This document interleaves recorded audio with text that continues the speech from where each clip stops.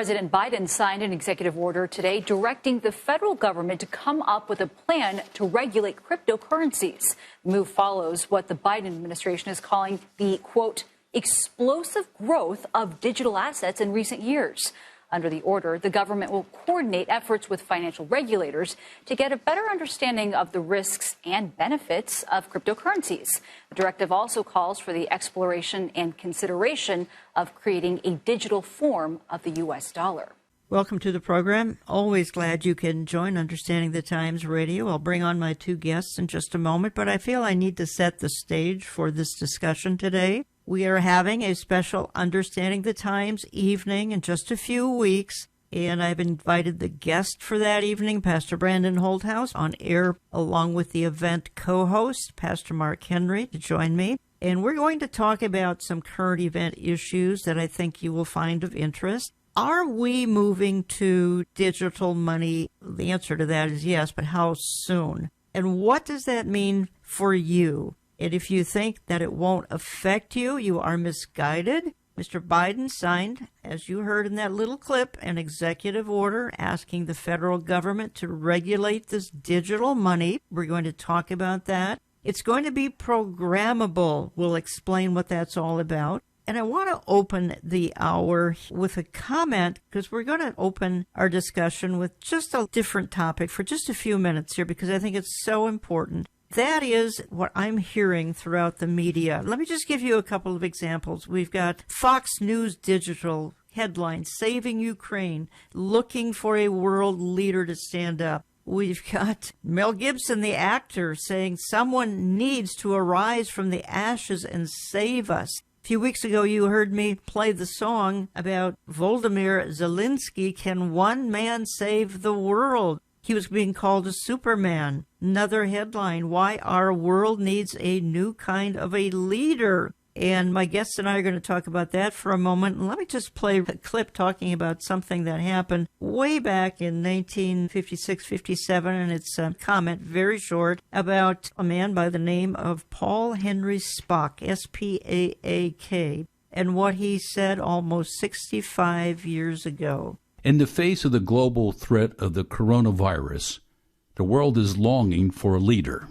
Paul Henry Spaak was a former Belgian prime minister and one of the principal architects of what has now become the European Union.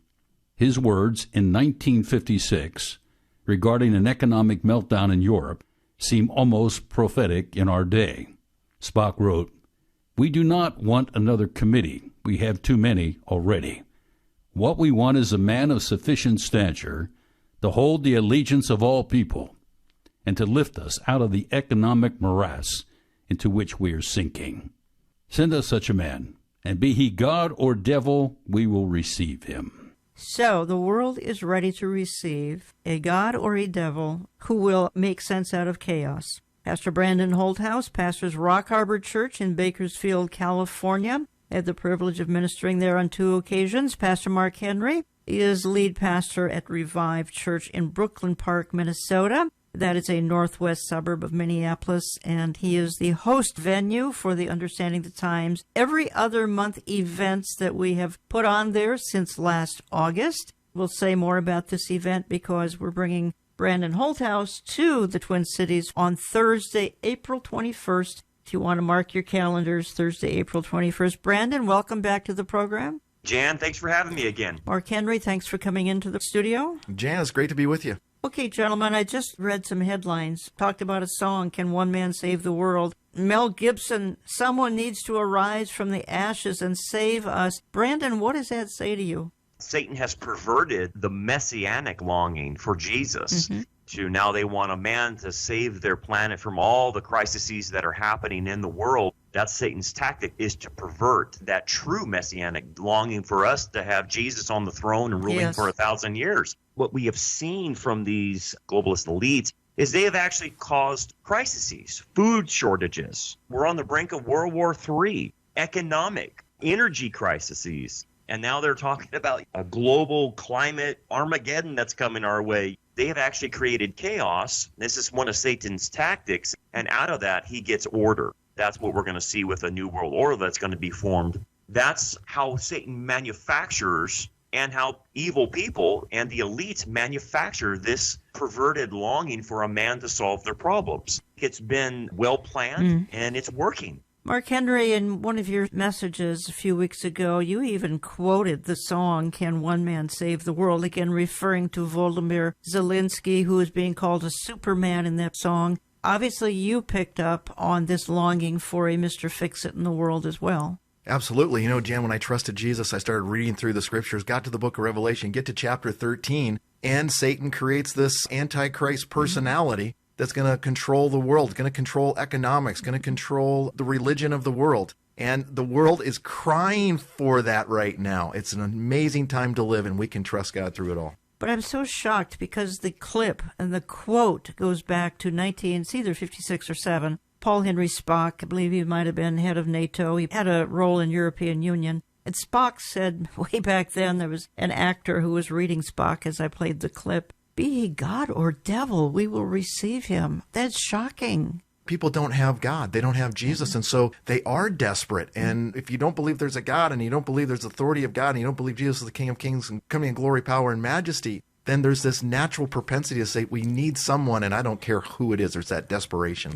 Why our world needs a new kind of leader, another headline. Fox Digital saving Ukraine, looking for a world leader to stand up. Subtitle to that, the world has rallied behind the Churchillian figure of Ukrainian President Volodymyr Zelensky in defense of his country. This has been a phenomenon that I have just been overwhelmed watching, and that is, again, they called him Superman in that song, Mark. Things are happening at such an astounding speed that I can't keep up with it, and that's what every watcher of the Times is saying. And Brandon, you would agree, you do a prophecy update at least once a week, sometimes more. You can't keep up with it either, can you? I can't. There's so many things going on. There's a convergence of so many activities I can't keep up. And the main thing that you see with these desiring for a leader is what Satan is peddling is fear or a threat to someone's life. That has worked very well psychologically on a lot of people. We went through 2 years of being afraid, and now here we are afraid of World War III, afraid of our economy shutting down.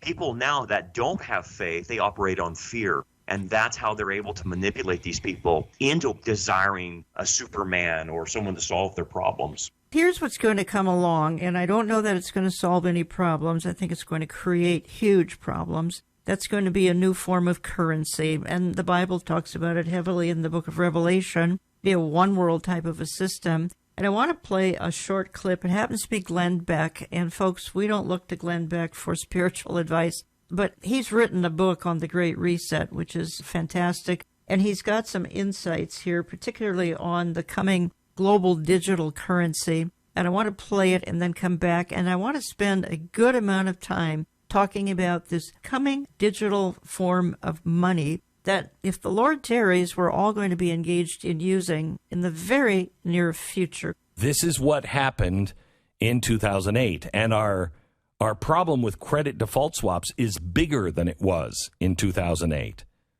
I don't know if that's the piece or if it's going to be a collection of pieces, but we are going to go to a different currency. And each of us have to decide now. You have to decide now. Am I going to be a part of that currency? Because that currency is programmable. Read it for yourself. Go to the Fed or go to the Treasury. It's programmable, which means it will follow you. They can cancel it anytime. They can say it doesn't work at these stores, et cetera, and they're doing that because of modern monetary theory, which I explain in my book, The Great Reset. The second half of modern monetary theory is programmable money. It doesn't work without programmable money. But that means they can treat you like the Canadian trucker and completely cut you off. This is not the mark of the beast. It is not, but it is the technology that would allow that to happen, where you can't buy, sell, or trade unless you kneel. Well, that's what's coming. We may not be kneeling to the beast, but you will kneel. Your question that you have to answer is, are you willing to kneel? or not? And if not, what does that mean to your life? And how do you survive if your cash doesn't work anywhere? Mark Henry, how soon do you think cash will be gone? Jan, at our current pace, I was thinking it'd be a couple of years out as you kind of look back in history and how they unfold these things. But at the current rate, I wouldn't be surprised if we see an e-currency for the United States by Christmas time. Really? Brandon, your thoughts on that? I would agree. When you read the executive order from Biden, he's giving the Treasury Department, Office of Attorney General, and the Federal Reserve 210 days to get this back to him. Mark's exactly right. I've even heard people estimate 6 to 7 months before this is enacted. Really? Yeah, it's going to happen quick. I have heard you say, Brandon Holthouse, in one of your updates, quote, if you don't play ball with their values, you will not be able to buy or sell. So just what will be their values? The values that they're using, we have heard this term before. It's ESG, yes. And it's DIE. ESG means you've got to go green. You've got to want to save the planet. That's the environmental score. Your social score is your social justice score. What is your views on LGBT, transgender? Governance is for, do you have people on your staff, LGBT, trans? And then the DIE score is diversity, inclusion, and equity. That is going to go into how social credit scores ran, like in China, to where they will limit you or allow you, based on these scores, to buy and sell. They can restrict what you can buy. They can actually reward you for having a good ESG score or a DIE score. They will control how you sell, how you buy, based on how you comply with their values. This is going to be